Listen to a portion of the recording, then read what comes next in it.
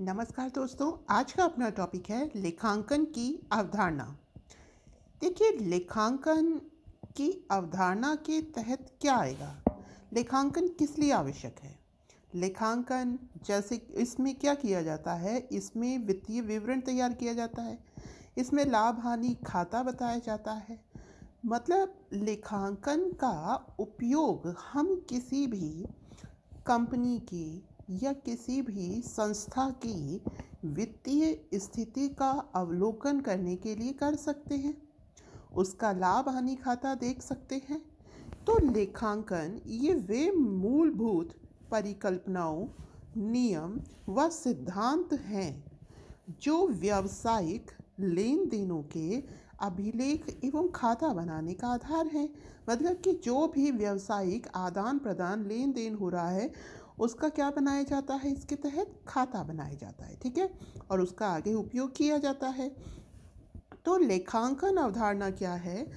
इसके कई हिस्से हैं। देखिए, व्यावसायिक इकाई अवधारणा, मुद्रा माप अवधारणा, सतत व्यवसाय अवधारणा, द्विपक्षीय अवधारणा, लागत अवधारणा और लेखांकन वर्ष अवधारणा। मतलब लेखांकन के लिए कौन कौन से कंसेप्ट, कौन कौन सी अवधारणाएं हैं जिनका उपयोग किया जाता है। तो सबसे पहला है व्यवसायिक इकाई अवधारणा। इसके तहत क्या है? इसके तहत ये है कि व्यवसायिक इकाई और स्वामी ये दोनों अलग अलग अवधारणा है। मतलब मान लीजिए कि जैसे कि आप कोई भी फैक्ट्री चला रहे हैं, मान लीजिए कि आप उस फैक्ट्री में चेयर का प्रोडक्शन कर रहे हैं, ठीक है। तो आप ये नहीं, आपने अब क्या हुआ, मान लीजिए कि आपने उस फैक्ट्री में, ठीक है, कुछ पैसा इन्वेस्ट किया, मान लीजिए 2 लाख रुपए इन्वेस्ट किया, तो वो उस फैक्ट्री की लाइबिलिटी हो गई, ठीक है, वो उसकी जिम्मेदारी हो गई। फैक्ट्री आपको क्या करेगी? उतना रिटर्न देगी। मान लीजिए आपने फैक्ट्री से 2 लाख रुपया ले लिया, आपको पैसों की ज़रूरत पड़ी और जो फैक्ट्री का खाता था आपने उससे 2 लाख रुपया ले लिया, तो वो आपकी लाइबिलिटी है, ठीक है। मतलब कि व्यवसाय और व्यक्ति दोनों अलग अलग अवधारणा हैं। तो यह है व्यावसायिक इकाई अवधारणा, अर्थात व्यावसायिक इकाई और स्वामी अलग अलग अवधारणा हैं। एग्जाम्पल दिया है, जैसे कि स्वामी ने मान लीजिए 2 लाख का इन्वेस्टमेंट किया, है ना, तो यह व्यावसायिक इकाई की देनदारी है। 50,000 निजी व्यय हेतु, ठीक है, उसने क्या किया, उसने 50,000 क्या कर लिया, निजी व्यय हेतु ले लिया फैक्ट्री से, तो वो क्या कहलाएगा? आहरण, ठीक है। तो इसमें किया क्या जाता है? इससे हम लाभ निर्धारण कर सकते हैं इस अवधारणा के तहत, और लेन देन की सूचना आसानी से ज्ञात कर सकते हैं। लाभ का निर्धारण कर सकते हैं और क्या पता कर सकते हैं? लेन देन की सूचना। अगला है मुद्रा माप अवधारणा। मुद्रा माप अवधारणा अर्थात इसमें व्यावसायिक लेन देन मुद्रा में होना चाहिए। मतलब इसमें यह है कि आप जो भी, ठीक है, खाते में जो भी चीज़ें आप डाल रहे हैं, जो भी इंफॉर्मेशन आप स्टोर कर रहे हैं, वो किस में रूप में होगी? वो मुद्रा के रूप में होगी। व्यावसायिक लेन देन मुद्रा में होना चाहिए। जैसे कि मान लीजिए इमोशनली जो चीज़ें हैं, वफादारी है, ईमानदारी है, इनका लेखांकन नहीं हो सकता। लेखाकारों का मार्गदर्शन, किसका लेखांकन किसका नहीं, ठीक है। तो ये है, इसमें डिफाइन करता है मुद्रा माप अवधारणा कि किस चीज़ का लेखांकन किया जाएगा और किसका नहीं किया जाएगा। तो मुद्रा से संबंधित जो चीज़ें होंगी उसका लेखांकन किया जाएगा। इसका क्या उपयोग है? इसका उपयोग है अभिलेखों में एकरूपता आती है। सभी लेन देन किस में होते हैं? मुद्रा में।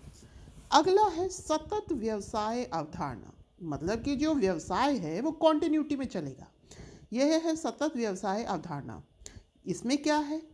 स्थिति विवरण में संपत्तियों के मूल्य को दर्शाया जाता है। मतलब मान लीजिए कि अभी कोई इस व्यवसाय को चला रहा है, एक आदमी व्यवसाय को चला रहा है, मान लीजिए उसकी मृत्यु हो जाती है तो व्यवसाय तो आगे भी चलता रहेगा, उसका बेटा संभालेगा। उसकी मृत्यु हो जाती है तो उसका बेटा संभालेगा। तो ये सतत व्यवसाय अवधारणा है। तो इसमें क्या है? मान लीजिए आप किसी भी समय उस व्यवसाय की जानकारी लेना चाहते हैं तो स्थिति विवरण में संपत्तियों के मूल्य को दर्शाया जाता है। वित्तीय विवरण तैयार किए जाते हैं। स्थायी संपत्तियों पर अवक्षेपण और व्यवसाय का भविष्य में लाभ अर्जन। ये किस हेतु बनाए जाते हैं? स्थायी संपत्तियों का अवक्षयन और व्यवसाय का भविष्य में लाभ अर्जन हेतु सतत व्यवसाय की अवधारणा लागू की गई है। अगला है द्विपक्षीय अवधारणा या लेखांकन का मूलभूत सिद्धांत। यह क्या बताता है? यह बताता है कि व्यवसाय के प्रत्येक लेन देन का प्रभाव दो खातों पर पड़ता है। ठीक है ना? आपने जैसे मान लीजिए आपने क्या किया, आपने किसी दुकान से कोई सामान खरीदा तो आपने उसको पैसा दिया और सामान क्या हुआ, उस दुकान से हट गया, जो गुड था वो हट गया उस दुकान से और आपने क्या किया, उसको पैसा दिया। तो दो खाते हो गए ना। मतलब इसमें क्या हुआ, सामान जो एसेट था वो कम हुआ और जो पैसा था वो आ गया। मतलब कि व्यवसाय के प्रत्येक लेन देन का जो प्रभाव है वो दो खातों पर पड़ता है, जैसे कि नकद का भुगतान और माल की प्राप्ति करना। ठीक है। अब है परिसंपत्तियाँ। परिसंपत्तियाँ क्या होती हैं? परिसंपत्तियाँ होती हैं देयताएं प्लस पूंजी। परिसंपत्तियाँ मतलब आपके पास कितना पैसा है, देयताएं कितनी हैं और आपकी खुद की पूंजी कितनी है, दोनों मिलकर क्या होती हैं? परिसंपत्तियाँ। इसका उपयोग किस में किया जाता है? तो परिसंपत्तियों के उसमें तो किया ही जाता है कि हम परिसंपत्तियाँ ज्ञात कर सकते हैं। उसके अलावा लेखांकन में यदि कोई अशुद्धि हुई है, मान लीजिए दो खाते आप चला रहे हैं, एक खाते में आपके एसेट में कमी हुई, ठीक है, और आपने धन की प्राप्ति करी। मान लीजिए कि एक दोनों में आप इक्वल डिटेल लिख रहे हैं। मान लीजिए कि अगर एक खाते में कोई एरर आती है तो आप उसको दूसरे खाते से करेक्ट कर सकते हैं। वित्तीय विवरण तुलन पत्र आप इससे बना सकते हैं। ठीक है। तो अभी हमने 4 देखे हैं। देखिए, व्यावसायिक इकाई अवधारणा यह बताती है कि जो व्यवसायी है और जो मुखिया है उस व्यवसाय का, वो दोनों अलग अलग इकाई है। ठीक है। मुद्रा माप अवधारणा। मुद्रा माप अवधारणा ये बताती है कि आप जो भी एंट्री करेंगे खाते में वो किस रूप में होनी चाहिए? मुद्रा के रूप में होनी चाहिए। तीसरा कंसेप्ट बताता है सतत व्यवसाय की अवधारणा। मतलब किसी भी समय में स्थिति विवरण में संपत्तियों के मूल्य को दर्शाया जाएगा। ठीक है, क्योंकि व्यवसाय कैसा चलेगा? सतत। तो पूरी इंफॉर्मेशन क्या होगी, आप किसी भी समय पर प्राप्त कर सकते हैं। अगला है द्विपक्षीय अवधारणा या लेखांकन का मूलभूत सिद्धांत। इसमें क्या है? इसमें कोई भी खरीद बिक्री जो हो रही है वो दो अकाउंट में डाली जाती है। आगे चलते हैं। आगे है लागत अवधारणा। इसमें क्या है? संपत्तियों का लेखा लागत मूल्य पे लिखा जाता है। संपत्तियों का जो भी लेखा है वो किस पर हम जब उसकी एंट्री करेंगे तो किस मूल्य पर करेंगे? संपत्तियों की लागत मूल्य पर। मतलब कि आपने कोई भी मशीन लेकर आए, ठीक है, किसी दूसरे स्टेट से लेकर आए, तो उस मशीन का खर्चा प्लस में उसको लाने का खर्चा, फिर घर तक उसको पूरा व्यवस्थित कराने का खर्चा, तो ये क्या कहलाएगा? उसका लागत मूल्य। तो जो एंट्री होगी वो क्या होगी? वो जो मशीन है उसको कितने में खरीदा प्लस में, उसको लाने का भाड़ा प्लस में, उसको सेटअप करवाने का, उसको व्यवस्थित करवाने का जो भी खर्चा आया, तो ये सारा मिल करके क्या निर्धारित करेगा? जो उसकी फैक्टर कॉस्ट है, जो लागत अवधारणा है। ठीक है ना। तो इसमें लागत अवधारणा में जो संपत्तियों का लेखा है वो किस पर किया जाता है? लागत मूल्य पर। अगला है लेखांकन वर्ष अवधारणा। लेखांकन वर्ष अवधारणा ये बताती है कि सामान्यतः जो भी एंट्री करी जाती है वो करी जाती है अप्रैल से मार्च के बीच में। सामान्यतः जो भी एंट्रीज करी जाती हैं, जो भी अकाउंट तैयार किए जाते हैं, वो किस टाइम पीरियड के किए जाते हैं? वो किए जाते हैं अप्रैल से मार्च की। ठीक है। अच्छा भाई, इसके अलावा ये साप्ताहिक रूप में भी किए जा सकते हैं, त्रैमासिक रूप में भी किए जा सकते हैं, मासिक, 6 माही और सालाना। ठीक है ना। किसी भी रूप में लेखांकन किया जा सकता है। तो ये हैं लेखांकन की भिन्न भिन्न अवधारणाएं। अब हम चलते हैं वित्तीय लेखों की प्रणालियाँ। मतलब कौन कौन सी प्रणालियाँ हैं वित्तीय लेखों की? तो देखिए, पहली है नगद लेन देन, दूसरी है एक हरा लेखा प्रणाली, तीसरी है दोहरा लेखा प्रणाली और चौथी है भारतीय बहीखाता प्रणाली। क्या है ये देखते हैं।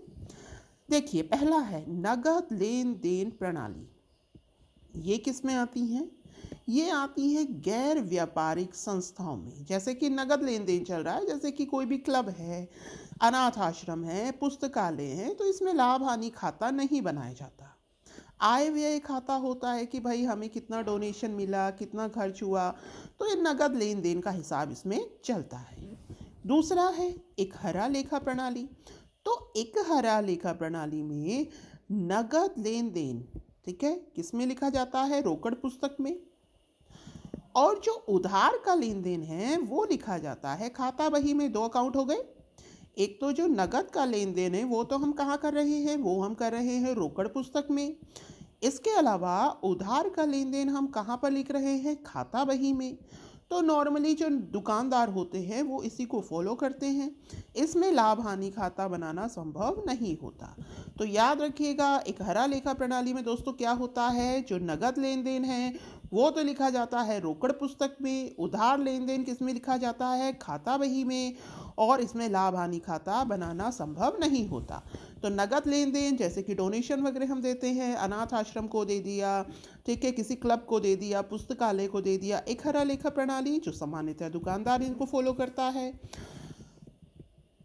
ये है दोहरी लेखा प्रणाली। ये सबसे अच्छी मानी जाती है। इसमें प्रत्येक व्यवहार को दोनों रूपों में लिखा जाता है, डेबिट भी और क्रेडिट भी। मतलब पैसा आया भी और सामान गया भी, ठीक है। तो वर्ष के अंत में अंतिम खाता बनाने में सहायक होती है ये। इसमें दोनों डिटेल होती हैं, आने की भी और जाने की भी। क्रेडिट हुआ, डेबिट हुआ, दोनों डिटेल होती हैं। तो आप वर्ष के अंत में आसानी से अंतिम खाता इसकी मदद से बना सकते हैं। अगला है भारतीय बही खाता प्रणाली। इसमें क्या है? ये प्राचीन काल से चली आ रही है। अधिकांश भारतीय व्यापारी इसी का उपयोग करते हैं। इसका क्या उपयोग किया जाता है? वर्ष के अंत में लाभ हानि खाता बनाया जाता है तथा आर्थिक चिट्ठे का निर्माण किया जाता है। ये अपनी प्राचीन प्रणाली पर बेस्ड है, ठीक है। अब है इसका प्रशासन में उपयोग। तो देखिए, अभी हमने देखा कि इसमें पूरा विवरण होता है, लाभ हानि कितना हुआ, क्रेडिट कितना हुआ, ठीक है, और पूरी एनालिसिस कि कितना अमाउंट था, ठीक है, सतत विकास अवधारणा, मुद्रा माप अवधारणा, इसमें हमने सारी चीज़ें देखी। तो अब हम देखते हैं प्रशासन में इसका उपयोग। तो देखिए, व्यावसायिक संस्थाओं को कर देय क्षमता का निर्धारण करने में उपयोगी। इसको देख करके हम ये अंदाजा लगा सकते हैं कि जो भी व्यावसायिक संस्था है वो कितना लाभ हानि कमा रही है, कितना लाभ हो रहा है, कितना हानि हो रहा है। जो भी हम उसको उधार देंगे, ठीक है ना, वो उसे चुका पाएगी या नहीं, ठीक है। या व्यावसायिक संस्थाओं को कर देय क्षमता का निर्धारण, मतलब कि और जो व्यावसायिक जो भी संस्थाएं हैं वो कितनी अमाउंट तक कर दे सकती हैं, इसका निर्धारण भी इसके द्वारा किया जा सकता है। सरकार द्वारा दिए जाने वाले अनुदानों का निर्धारण, इससे आपको व्यवसाय की जो आर्थिक स्थिति है उसका पता चल जाएगा। तो सरकार जो है वो आसानी से डिसाइड कर सकती है कि किसको कितना अनुदान दिया जाए। राष्ट्रीय आय के निर्धारण में उपयोगी है ही। इसके अलावा संस्था उत्पादों के मूल्य निर्धारण में भी ये उपयोगी होती है, ठीक है। तो ये था लेखांकन की अवधारणा। उम्मीद है आपको समझ आया होगा। धन्यवाद। Have a nice day.